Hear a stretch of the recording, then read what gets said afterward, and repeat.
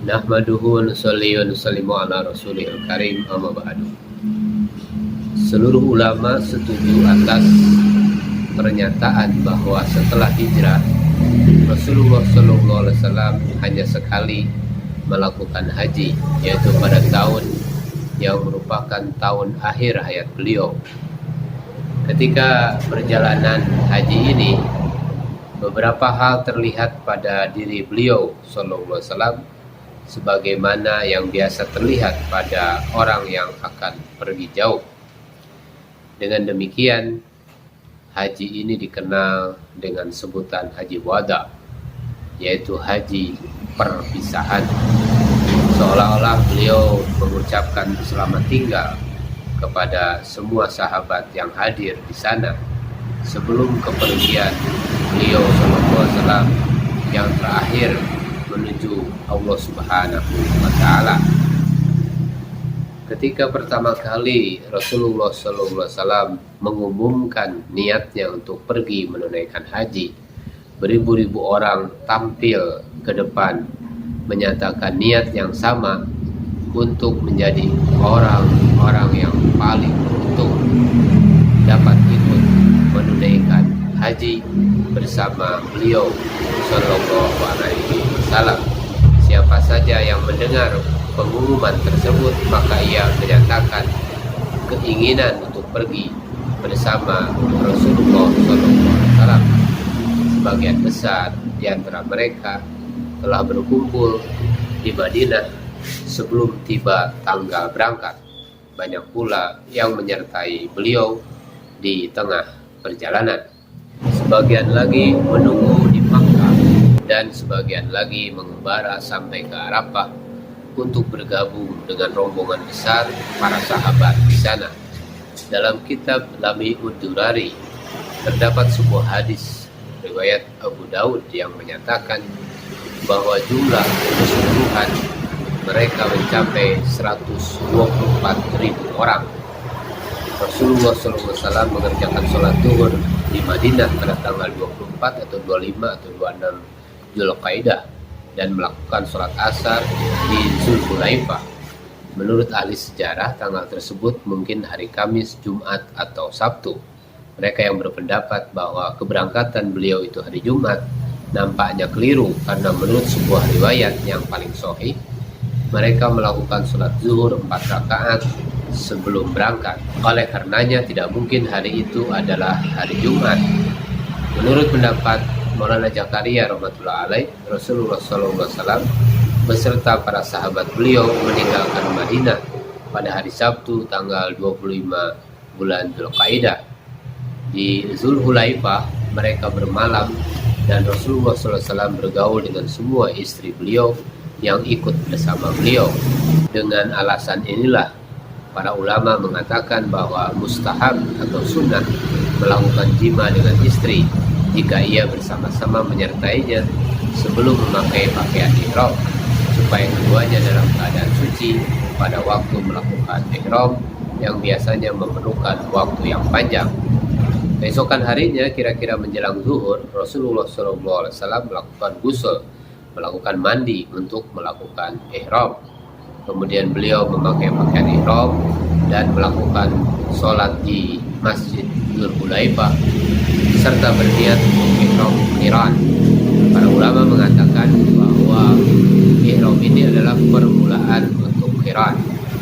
Di sini Rasulullah SAW juga memberikan pilihan kepada sahabat-sahabat radhiyallahu anhu memakai ihram untuk haji qiran, tamattu atau ifrad. Jibril alaihissalam datang kepadanya dan berkata, lembah Aqiq ini adalah yang paling diberkahi. Lakukanlah sholat di sini dan pakailah pakaian ihram untuk haji dan umroh. Dalam hal ini Rasulullah SAW memilih qiran. Setelah melakukan sholat, Rasulullah SAW keluar dari masjid dan menunggang unta betina dengan sekencang-kencangnya sambil mengucapkan labbaik. Banyak yang berpendapat bahwa beliau hanyalah mengawali ihramnya pada waktu itu, akan tetapi tidaklah demikian, karena ini telah dimulai sejak beliau berada di dalam masjid dan hanya orang-orang yang terdekat dengan beliau saja yang mendengar talbiyah ucapan labbaik ketika sedang berada di atas unta dan suaranya bertambah keras. Dari Zulhulaifah mereka meneruskan perjalanan dan mendaki Gunung Baidah yang berdekatan dengan Zulhulaifah. Bagaimana kita ketahui adalah sunnah bagi para haji ketika ihram mengucapkan talbiyah dengan keras pada setiap tempat yang tinggi. Di sini sekali lagi Rasulullah SAW mengucapkannya, dan dari sini suara itu terus bergema, dan dari sini suara itu bergema lebih jauh lagi. Sebagian sahabat radhiyallahu anhum ada yang salah paham bahwa niat untuk ihram telah dilakukan di sini. Rombongan itu menuju ke arah Makkah. Jibril alaihissalam muncul dan memberitahu Rasulullah SAW supaya para sahabat beliau mengucapkan talbiyah dengan sekeras-kerasnya. Mereka pun melakukannya. Ketika tiba di lembah Rauha, kemudian melakukan sholat dan bersabda kepada mereka, 70 orang Nabi telah melakukan sholat di sini. Barang-barang Rasulullah Shallallahu Alaihi Wasallam dan Abu Bakar radhiyallahu anhu berada di atas unta yang dijaga oleh hamba sahaya Abu Bakar radhiyallahu anhu. Ketika mereka tiba di lembah Araj, terpaksa menunggu lama si hamba sahaya itu tiba. Setelah menunggu beberapa lama, datanglah hamba sahaya itu menerangkan bahwa unta dan barang-barangnya telah hilang. Abu Bakar sangat marah dan memukul hamba sahaya itu. Melihat barang-barang Rasulullah SAW telah hilang, mereka segera menyediakan makanan dan membawanya kepada beliau. Kemudian beliau memanggil Abu Bakar radhiyallahu anhu, "Mari, Allah Subhanahu wa taala telah mengirim makanan untuk kita." Walau bagaimanapun Abu Bakar radhiyallahu anhu masih marah, dan Rasulullah SAW bersabda, "Wahai Abu Bakar, habiskanlah kemarahanmu." Kemudian Sa'ad radhiyallahu anhu dan Abu Qais radhiyallahu anhu membawa unta-unta mereka yang dipenuhi dengan barang-barang dan meminta Rasulullah SAW menerima hadiah dari mereka. Akan tetapi beliau menjawab, "Semoga Allah Subhanahu wa taala merahmati kalian dengan rahmat Allah Subhanahu wa taala. Unta dan barang-barang kami telah ditemukan." Saudara-saudara sekalian, pemerhati daripada channel ini, di lembah Aspan yang berdekatan dengan Makkah, Surakah radhiyallahu anhu berkata kepada Rasulullah SAW, "Ya Rasulullah SAW, ajarilah kami cara melakukan haji, karena kami seolah-olah baru lahir pada hari ini dan tidak mengerti apa-apa." Rasulullah SAW kemudian memberitahukan apa yang harus dilakukan ketika memasuki Makkah. Di sebuah tempat bernama Syarif, Aisyah radhiyallahu anha mulai mendapat haid. Akibatnya ia merasa sangat susah, sangat kecewa dan menangis. "Oh, sekarang seluruh perjalananku menjadi sia-sia. Haji telah dekat dan aku dalam keadaan kotor." Rasulullah SAW membujuknya, "Tidak Aisyah, sesungguhnya ini terjadi pada setiap wanita." Kemudian beliau memberitahu apa yang patut dilakukannya dalam keadaan yang sukar itu. Lalu beliau memberitahu sahabat-sahabat radhiyallahu anhu yang tidak mempunyai binatang kurban untuk disembelih supaya mereka memasuki Mekah, mengerjakan umroh dan membebaskan diri dari ihram.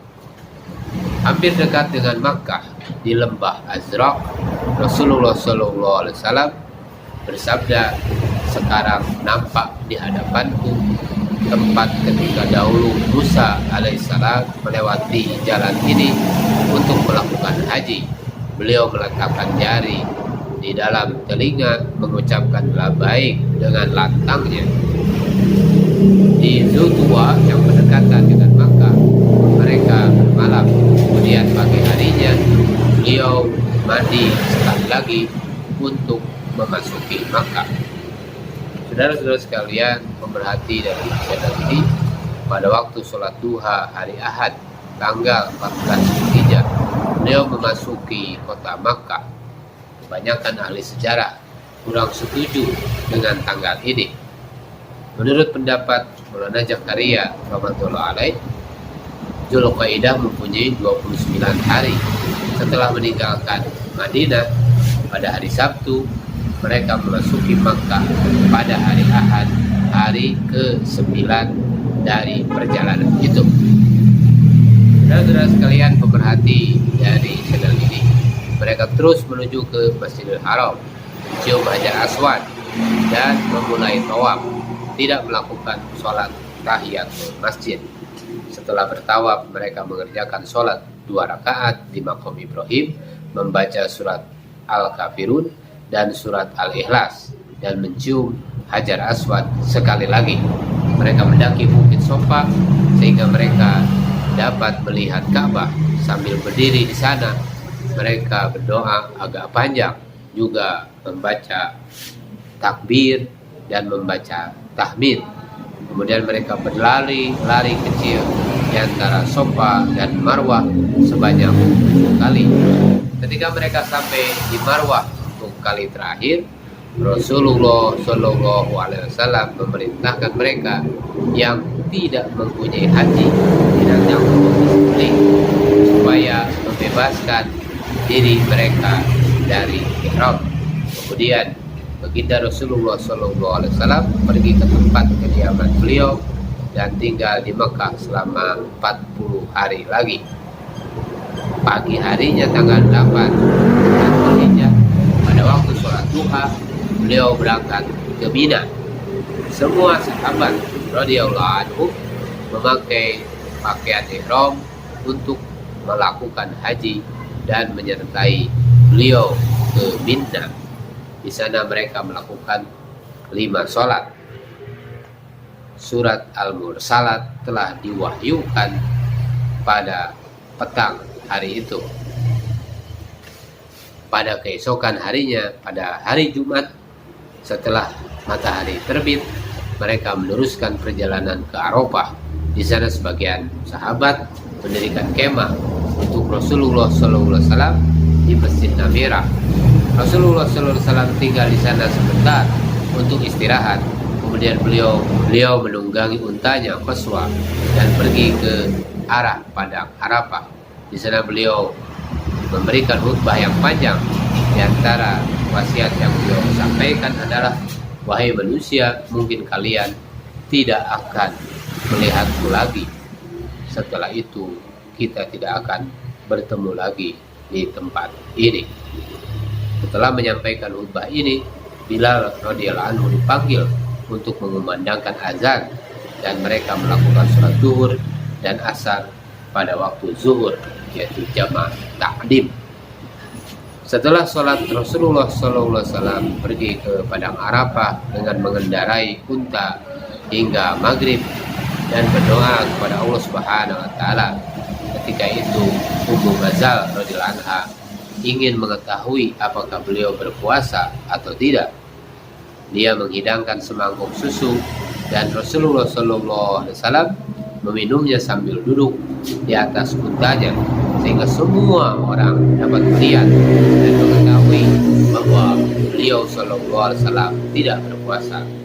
Ketika itu salah seorang sahabat radhiyallahu anhu jatuh dari untanya dan meninggal dunia.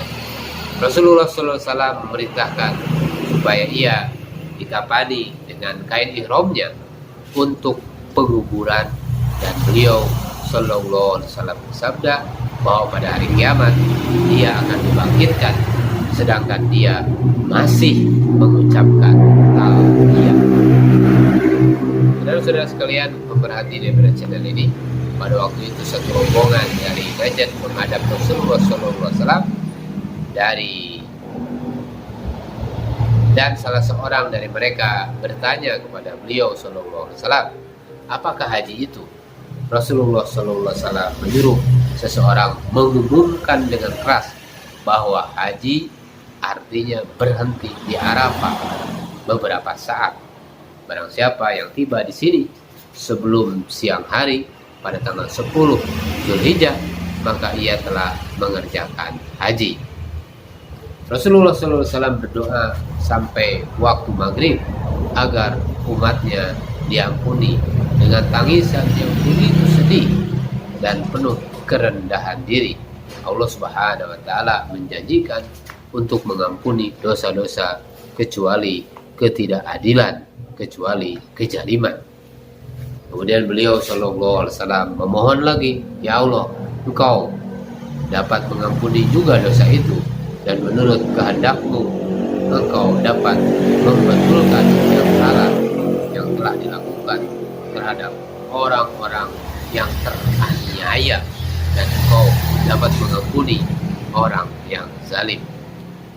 Saudara-saudara sekalian, pemerhati daripada channel ini, pada waktu itu turunlah ayat berikut, Al-yawma akmaltu lakum dinakum wa atmamtu alaikum ni'mati.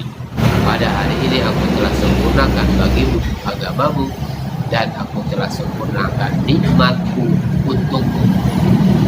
Ketika ayat ini diwahyukan, beban wahyu begitu besar sekali sehingga unta beliau Sallallahu Alaihi Wasallam tidak dapat menanggungnya dan terpaksa ia duduk. Setelah matahari terbenam, Rasulullah Sallallahu Alaihi Wasallam meninggalkan Arafah sebelum melakukan sholat maghrib. Dalam perjalanan ini unta tersebut bergerak begitu cepat, seolah-olah menunjukkan kegembiraan yang luar biasa, dan Rasulullah Sallallahu Alaihi Wasallam terpaksa memperlambatnya. Ketika mereka mendaki bukit, tali kekang unta diuraikan, tetapi setelah di tanah datar beliau mempererat tali kekang unta itu. Kadangkala beliau ketarik ke belakang menyentuh atap di atas pelana. Saudara-saudara sekalian yang dimuliakan Allah Subhanahu wa Ta'ala, Usama bin Zaid radhiyallahu anhu pergi dengan unta yang sama dengan Rasulullah SAW di dalam perjalanan ini. Mendekati arah Muzdalifah, Rasulullah SAW turun dari untanya untuk buang air kecil. Setelah itu Usamah radhiyallahu anhu menyiapkan air untuk wudhu beliau sallallahu alaihi wasallam. Setelah itu Usamah radhiyallahu anhu mengingatkan Rasulullah sallallahu alaihi wasallam tentang sholat maghrib. Tapi beliau sallallahu alaihi wasallam jawab, kita teruskan dan melakukan sholat maghrib di Muzdalifah. Saudara-saudara sekalian, pemerhati dari channel ini, ketika mereka tiba di Muzdalifah, Rasulullah SAW mengambil wudhu sekali lagi serta menjamak sholat maghrib dan isya. Setelah sholat, beliau sibuk memanjatkan doa. Menurut sebagian riwayat, Allah Subhanahu wa Ta'ala menerima doa beliau untuk orang-orang yang zalim juga. Pada malam yang sama, beliau Sallallahu Alaihi Wasallam mengantarkan dahulu wanita-wanita, anak-anak, dan orang-orang tua ke Mina, karena beliau takut jika mereka akan mendapat kesukaran apabila berjalan dengan rombongan yang besar ini. Bersama dengan para sahabat radhiyallahu anhum, beliau tinggal hingga pagi hari. Mereka melakukan sholat subuh dan meninggalkan Muzdalifah untuk pergi ke Mina sebelum matahari terbit. Pada waktu itu Usama radhiyallahu anhu telah menyertai mereka yang berjalan kaki, dan Fadil bin Abbas radhiyallahu anhu bersama dengan Rasulullah sallallahu alaihi wasallam menunggang unta. Fadil radhiyallahu anhu masih terlalu muda. Di pertengahan jalan, seorang gadis datang bertanya kepada Rasulullah sallallahu alaihi wasallam mengenai haji badal untuk menggantikan bapaknya. Fadil radhiyallahu anhu tertegun pada si gadis itu, dan Rasulullah SAW memalingkan wajah Fadil dengan tangan beliau yang dirahmati itu dari gadis tersebut supaya tidak melihat kepadanya, dan beliau SAW bersabda, hari ini adalah hari bagi seseorang yang menjaga matanya, yang menjaga telinganya, yang menjaga lidahnya dari dosa-dosa akan diampuni. Sepanjang jalan Fadil radhiyallahu anhu memungut batu-batu yang dikehendaki oleh Rasulullah sallallahu alaihi wasallam. Banyak orang yang datang untuk bertanya berbagai persoalan dan segala pertanyaan mereka dijawab oleh beliau sallallahu alaihi wasallam. Seorang bertanya, "Ya Rasulullah sallallahu alaihi wasallam, aku sudah tua dan lemah. Meskipun kami terpaksa mengikatnya di punggung unta, kami tetap takut maut akan menjemputnya. Bolehkah aku melakukan haji untuknya?" Rasulullah sallallahu alaihi wasallam jawab, "Jika ibumu mempunyai utang yang banyak, apakah kamu akan menanggung untuk melunasinya?" Orang itu menjawab, "Ya, saya akan menanggungnya." Kemudian Rasulullah sallallahu alaihi wasallam bersabda, "Begitulah juga kamu boleh menghajikannya." Sebentar kemudian rombongan haji itu melewati wadi lembah Muhassar. Di tempat inilah Allah Subhanahu wa taala membinasakan Abraha beserta pasukannya yang datang dengan mengendarai gajah untuk menghancurkan Ka'bah. Ketika mereka sampai ke lembah ini, Rasulullah SAW mengendarai untanya dengan tergesa-gesa supaya dapat melewati tempat diturunkannya kemurkaan Allah Subhanahu wa taala dengan segera. Setibanya di Mina pada pagi hari tanggal 10 Zulhijjah, mereka terus menuju Jumratul Aqabah dan melempar 7 buah batu kepadanya.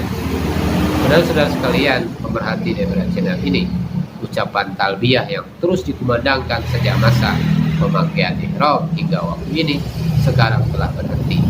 Kemudian Rasulullah SAW pergi ke kemah beliau, tempat beliau terpaksa tinggal 2 hari lagi dan menyampaikan khutbah lainnya yang panjang.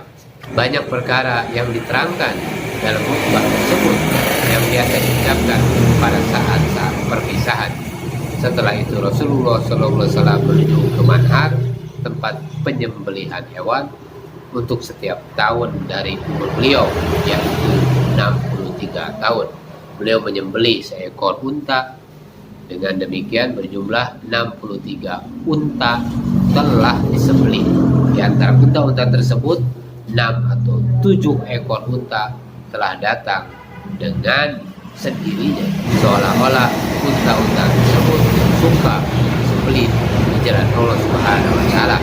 Di samping itu, Ali radhiyallahu anhu menyembelih yang selebihnya untuk menyempurnakannya menjadi 100 ekor unta. Kemudian dibuatlah pengumuman bahwa barang siapa menginginkan daging-daging tersebut untuk dimakan, maka dipersilakan untuk mengambilnya. Rasulullah SAW pun menyuruh Ali radhiyallahu anhu memotong sedikit daging dari tiap-tiap binatang yang disembelih itu dan direbus dalam satu wadah sekaligus. Ini dilakukan dan Rasulullah SAW juga menyembelih seekor sapi bagi seorang wanita dari keluarga beliau. Setelah ini Ma'mar radhiyallahu anhu atau Kharas radhiyallahu anhu dipanggil untuk menggunting rambut Rasulullah SAW. Rambut kuku-kuku beliau telah dipotong, begitu juga rambut serta kuku-kuku di kalangan para sahabat radhiyallahu anhu.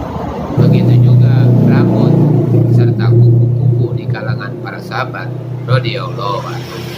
Dikatakan bahwa rambut Rasulullah SAW yang masih disimpan pada sebagian orang hingga hari ini masih diterima di Mina. Setelah menggunting rambut, Rasulullah SAW menanggalkan pakaian ihramnya, mengenakan wewangian dan memakai pakaian biasa. Banyak orang yang datang bertanya mengenai haji. Pada hari ini hendaklah 4 perkara dilakukan, yaitu melontar batu pada Jumratul Aqabah, kurban, memotong rambut, dan tawaf.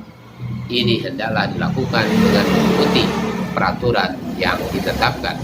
Hampir semua datang kepada Rasulullah SAW dan menceritakannya. Lalu beliau SAW bersabda bahwa tidak mengikuti aturan bukanlah suatu dosa. Dosa adalah menjatuhkan kemuliaan dan kehormatan seorang muslim.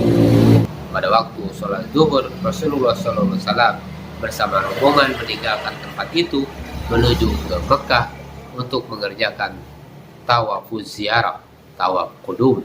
Beliau melakukan sholat zuhur di Mekah setelah tawaf, kemudian kembali ke Mina.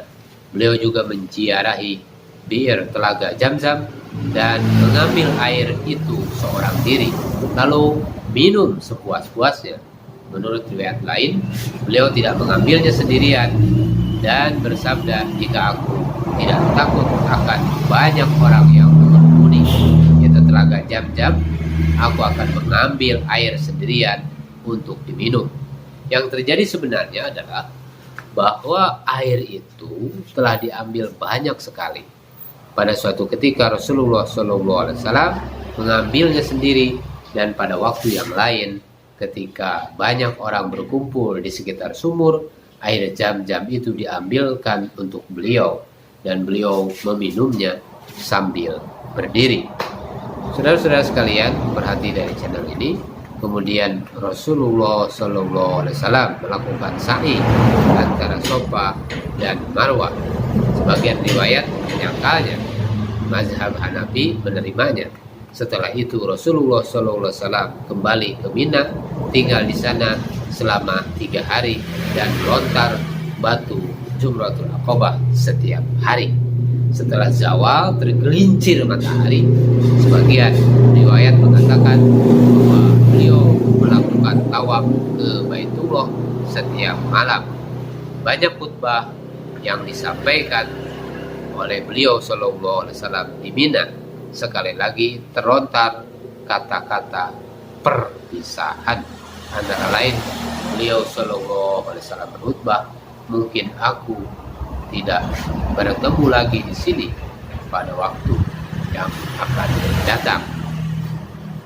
Surat An-Nasr, Idza Jaa Nasrullah, telah diturunkan di sini. Sebagian riwayat mengatakan bahwa surat ini telah diwahyukan di Madinah sebelum waktu itu.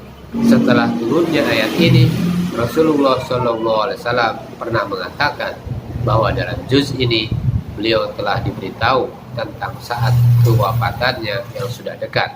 Pada hari Selasa 13 Zulhijjah, setelah melontar batu yang terakhir di Jumratul Aqabah, mereka meninggalkan Mina untuk menuju ke Makkah. Di luar Makkah dekat Muhasab, juga dipanggil Bato atau Khaif Bani Kinanah, hamba sahaya Rasulullah SAW yaitu Abu Rafi radhiyallahu anhu telah mendirikan sebuah kemah, dan di sini Rasulullah SAW berhenti untuk bermalam. Beliau melakukan sholat duhur, asar, maghrib, dan isya. Kemudian beliau beristirahat sebentar. Tempat inilah pada tahun ke-6 Islam sebelum hijrah, orang-orang kafir Makkah telah membuat kesepakatan di antara mereka untuk memboikot orang-orang Islam dan Bani Hashim, serta tidak mengizinkan urusan apapun dengan mereka. Tidak ada pembelian, tidak ada penjualan, tidak ada perkawinan, tidak ada musyawarah dan sebagainya. Sehingga tiba suatu saat di mana Bani Hashim, keluarga Rasulullah SAW, menyerahkannya ke tangan mereka untuk dibalas sebagaimana layaknya menurut pikiran mereka. Niat mereka ialah untuk membunuhnya. Di tempat ini pula perjanjian itu ditulis dan ditandatangani.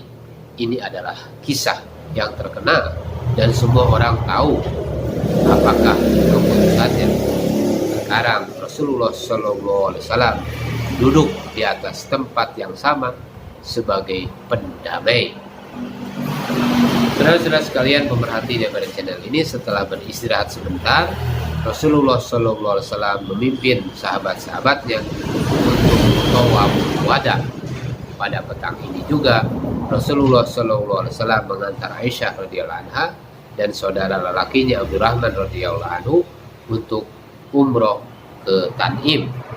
Selesai melakukan tawaf, mereka kembali ke Muhasab supaya terus kembali ke Madinah. Dan hal lain yang mana para ulama berbeda pendapat, yaitu apakah Rasulullah SAW memasuki Ka'bah pada waktu melakukan haji ini atau tidak. Kita tahu dengan pasti bahwa itu beliau lakukan pada waktu Futuh Makkah, penaklukan kota Mekah. Sebagian ulama mengatakan bahwa ketika meninggalkan Mekah untuk ke Madinah, Rasulullah SAW melakukan sholat subuh di Masjidil Haram, yang dalam sholatnya beliau membaca surat At-Tur, kemudian meninggalkan Makkah pada waktu pagi hari Rabu tanggal 14 Zulhijjah tahun 10 Hijriah. Pada tanggal 18 Zulhijjah, Rasulullah SAW berhenti di Ghadir Hum, sebuah tempat yang letaknya berdekatan dengan Juhlah. Di sana beliau mendaki suatu tempat yang tinggi untuk menyampaikan khutbah. Dalam khutbah ini juga beliau memuji keutamaan Sayyidina Ali radhiyallahu anhu. Inilah yang disalahartikan oleh golongan Rafidis, yaitu Syiah, sebagai Edi Ghadir.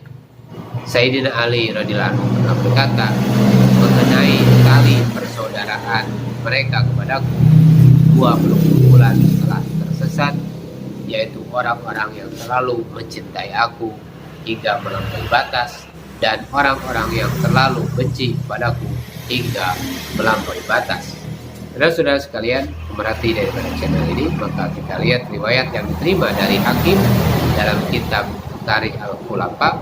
Rujukan yang dimaksud adalah mengenai golongan Syiah dan Khawarij. Perjalanan ini bermalam di Dzulhulaifah. Setelah melakukan sholat subuh, mereka memasuki Madinah melalui Makras sambil membaca doa Aibuna taibuna abiduna rabbina hamidun. Kami kembali, kami memohon tobat, kami menyembah, dan hanya kepada Allah kami memuji. Setelah menunaikan ibadah haji tersebut, Rasulullah SAW hidup selama 2 bulan lagi sebelum beliau wafat. Abu Bakar radhiyallahu anhu menjadi khalifah yang pertama. Pada tahun pertama kekhalifahan, Abu Bakar radhiyallahu anhu sendiri tidak pergi haji, tetapi melantik Umar radhiyallahu anhu sebagai ketua haji, Amirul Hajj, ke Makkah. Tahun berikutnya beliau sendiri memimpin orang-orang Islam untuk mengerjakan haji. Setelah Abu Bakar radhiyallahu anhu wafat, Umar radhiyallahu anhu menggantikannya sebagai khalifah. Pada tahun pertama kekhalifahannya, Umar radhiyallahu anhu mengutus Abdurrahman bin Auf radhiyallahu anhu sebagai Amirul Hajj. Selama 10 tahun lebih dalam pemerintahannya, Umar radhiyallahu anhu sendiri memimpin para haji. Sebenarnya pada akhir tahun kekhalifahannya beliau keluar untuk membawa keluarga Rasulullah SAW untuk menunaikan ibadah haji. Setelah Umar radhiyallahu anhu wafat, kekhalifahan digantikan oleh Utsman radhiyallahu anhu. Ketika Utsman radhiyallahu anhu dipilih sebagai khalifah yang ketiga, beliau juga tidak pergi haji pada tahun pertama, yaitu 24 Hijriah, tetapi melantik Abdurrahman bin Auf sebagai Amirul Haji. Kemudian pada tahun 25 Hijriah sampai 34 Hijriah, Utsman radhiyallahu anhu sendiri memimpin mereka. Ketika beliau di penjara, Abdullah bin Abbas radhiyallahu anhu dilantik sebagai Amirul Hajj. Walaupun Sayyidina Ali radhiyallahu anhu telah mengerjakan ibadah haji dalam berbagai keadaan sebelum menjadi khalifah, namun setelah diangkat sebagai khalifah, beliau tidak dapat mengerjakan haji akibat kesibukannya dalam peperangan, misalnya dalam perang Jama, perang Siffin, dan sebagainya. Semoga Allah Subhanahu wa Ta'ala berangkatkan kita haji, dan Allah Subhanahu